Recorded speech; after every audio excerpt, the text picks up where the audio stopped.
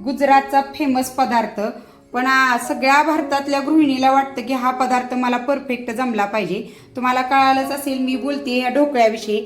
असाच हा जाळीदार आणि तितकाच खमंग आणि घशात गास न बसणारा, कोरडा न वाटणारा ढोकळा आज आपण ह्याचीच रेसिपी बघणार आहोत.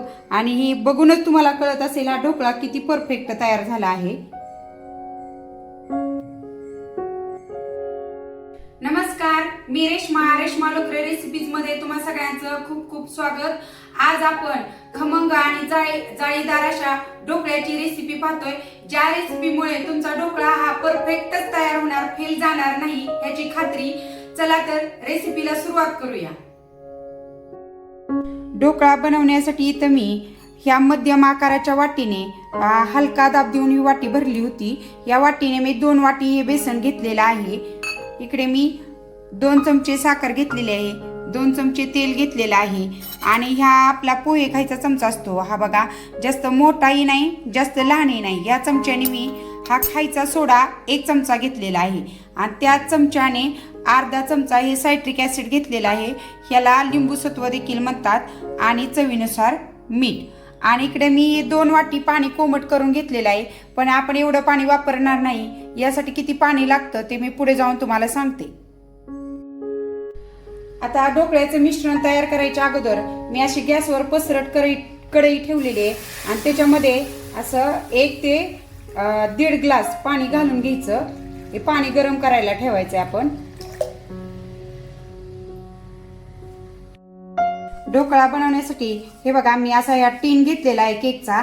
हा जर तुमच्याकडे नसेल तर तुम्ही मसाले डब्बा किंवा कुकरचा डब्बा घेतला तरी चालेल. आणि त्याला असं छान असं सगळीकडून तेल लावून घ्यायचंय. आता आपण ढोकळ्याचं मिश्रण बनवायला सुरुवात करतोय. एका वाटीमध्ये काय करायचं, 2 ते 3 चमचे पाणी घ्यायचं. त्याच्यामध्ये हे जे आपण सायट्रिक ऍसिड घेतलेलं आहे ते घालायचं आणि ते पाण्यामध्ये छान असं विरघळून घ्यायचंय. हे बघा, हे असा सायट्रिक ऍसिडचा पुडा असतो. तो कुठल्याही किराणा मालाच्या दुकानात किंवा कुठल्याही मॉलमध्ये, सुपर मार्केट वगैरे असतात तिथं तुम्हाला सहज मिळून जातो. हे आता पाण्यामध्ये छान मिक्स झालंय. हे साईडला ठेवूया आपण. आता एका पसरट आणि खोलगट भांड्यामध्ये हे मी आपण जे मोजून घेतलेलं बेसन आहे ते चाळून घेते. आता हे पीठ चाळून घेतलेलं आहे. पीठ चाळून घेणं गरजेचं आहे. आता ह्याच्यामध्ये जी आपण 2 चमचे साखर घेतली ती घालायची. चवीनुसार मीठ देखील घालून घ्यायचं ह्याच्यामध्ये. आणि आपण जे 2 वाटी तेल घेतले ते पण ह्याच्यामध्ये घालायचं. तुम्हाला आवडत असेल तर हळद देखील घालू शकता. आमच्यात आवडत नाही म्हणून मी घातली नाही ह्याच्यामध्ये हळद. आणि आता इकडे मी काय केले हे बघा, आपण ज्या वाटीने पीठ मोजून घेतलं होतं त्याच वाटीने मी ही 1 वाटी कोमट पाणी घेतलेले. अगदी कोमट करून घ्यायचे पाणी, जास्त गरम करायचं नाही. आणि हे पाणी थोडं थोडं घालून हे मिश्रण आपल्याला तयार करून घ्यायचंय. तुम्ही पहिल्यांदा ढोकळा बनवत असला तर हे पीठ जे आहे तुम्ही विस्करणे मिक्स करण्याऐवजी हाताने करा. त्यामुळे काय होतं ते तुमच्या सोयीचं होतं, सोपं जातं आपल्याला. आणि हे बघा, सगळं 1 वाटी पाणी घातल्यानंतर हे पीठ असं म्हणजे इतकं पातळ झालेलं आहे. तर आपल्याला ह्याच्यापेक्षा अजून थोडं पातळ करायचंय.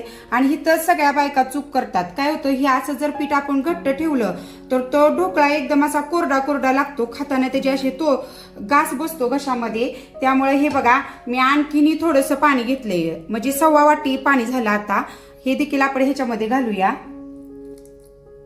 1.25 वाटी मधलं देखील मी आणखीन 2 चमचे पाणी तसंच ठेवले. राहिलेलं 2 चमचे देखील पाणी मी ह्याच्यामध्ये घातलं. आणि हे पीठ आता छान आपल्याला फेटून घ्यायचंय. म्हणजे एवढ्या पिठासाठी आपल्याला 1.25 वाटी पाणी लागलेलं आहे. ज्या वाटीने आपण पीठ घेतलं त्याच वाटीने आपण पाणी घेतले. आणि हे आता छान आपल्याला फेटून घ्यायचंय असं. हे बघा, हे पीठ किती असं एकसंध आणि किती मऊ झालेलं आहे. यात एकही पिठाची गुठळी नाही. लग्नानंतर 10 वर्ष झाले मी ह्या पद्धतीने ढोकळा करते. एकदाही माझा ढोकळा फेल गेलेला नाही. ही माझ्या नणंदबाईची रेसिपी आहे. लग्नानंतर त्यांनी मला हा ढोकळा करायला शिकवला होता. आता हे पीठ आपलं छान फेटून झालेलं आहे. आता ह्याच्यामध्ये अगोदर काय करायचं, खायचा सोडा जो आहे तो घालून घ्यायचा आणि तो छान मिक्स करायचा. या पद्धतीने मी जसं दाखवलंय त्या पद्धतीने सगळं प्रमाण घ्या आणि करा. 100% गॅरंटी तुमचा ढोकळा अजिबात फेल जाणार नाही. हे बघा आता सोडा सगळीकडे छान मिक्स झाला आणि हे बघा आपलं पीठ असं फ्लपी झाले, फुगल्यासारखं झाले. आणि आता एकदम शेवटी जे आपण सायट्रिक ऍसिड ज्या पाण्यामध्ये मिक्स करून घेतलं होतं ते देखील ह्याच्यामध्ये घालायचं आणि अगदी हलक्या हाताने हे सगळं मिश्रण आपल्याला हलवून घ्यायचंय. हे बघा लगेचच ते पीठ असं छान फुगतं आणि हलक्या हाताने सगळं मिक्स करून घ्यायचंय. हे सायट्रिक ऍसिड आता छान मिक्स झाले. लगेचच आपण हे मिश्रण आपण जो ज्या डब्याला तेल लावून घेतलं होतं त्याच्यामध्ये घालून घ्यायचे पटकन. आता हा डब्बा आपण जी कढईमध्ये पाणी गरम करायला ठेवलेलं आहे त्याच्यामध्ये हे बघा मी असं स्टँड टाकून ठेवलंय. तुमच्याकडे स्टँड नसेल तर प्लेट वगैरे ठेवा आणि त्याच्यावर हा डब्बा असा ठेवून द्यायचा आणि ह्या डब्यावरती एकदम ह्या कढईवरती छान असं तुमचं पूर्ण कढई झाकली गेली पाहिजे असं झाकण ठेवायचंय. कुठनंही त्याला हवा लागली नाही पाहिजे आणि याच्यावर असं जाड काहीतरी ओझं ठेवायचं आणि गॅस हा तुम्ही मीडियम ठेवायचा आहे. ढोकळा शिजायला ठेवला त्याला 10 मिनिटं झालेत. मीडियम गॅस होता. आता 10 मिनिटानंतर काय करायचं, गॅसची फ्लेम एकदम कमी करायची. आपला ढोकळा शिजतोय तोपर्यंत इकडे आपण ढोकळ्यावर घालण्यासाठी खमंग अशी फोडणी तयार करतोय. मी फोडणीचं साहित्य दाखवत नाही, फोडणी करत करतच तुम्हाला सांगते.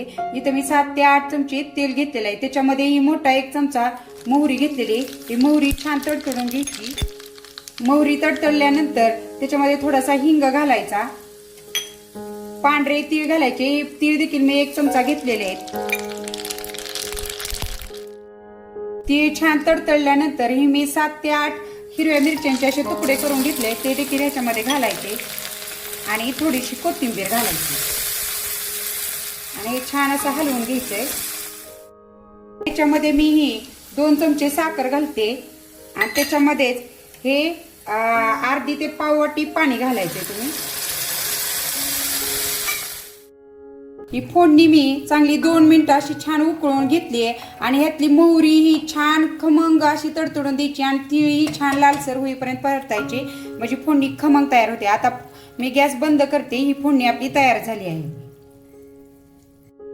आता 15 मिनिटं झालेली आहेत. आपण 10 मिनिटं मध्यम गॅसवर आणि नंतर 5 मिनिटं एकदम लो गॅसवर आपण हा ढोकळा शिजवून घेतलेला आहे आणि हा बघा असा छान असा आपला ढोकळा तयार झालेला आहे. आता मी गॅस बंद करते आणि हा आपला ढोकळा छान शिजलाय का ते चेक करूया. असा चाकू किंवा स्टिक असेल तर घालायची. हे बघा ह्याला काही चिटकत नाही. ह्याचा अर्थ आपला ढोकळा छान असा तयार झाला आहे.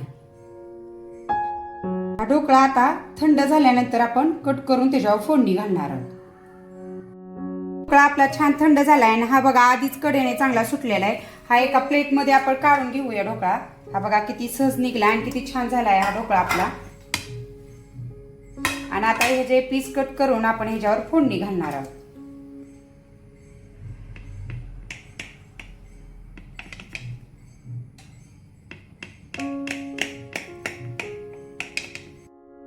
ढोकळ्याचे पीस असे छान कट करून घेतलेत. कधी पण आधी पीस कट करून घ्यायचे आणि नंतर त्याच्यावर फोडणी घालायची.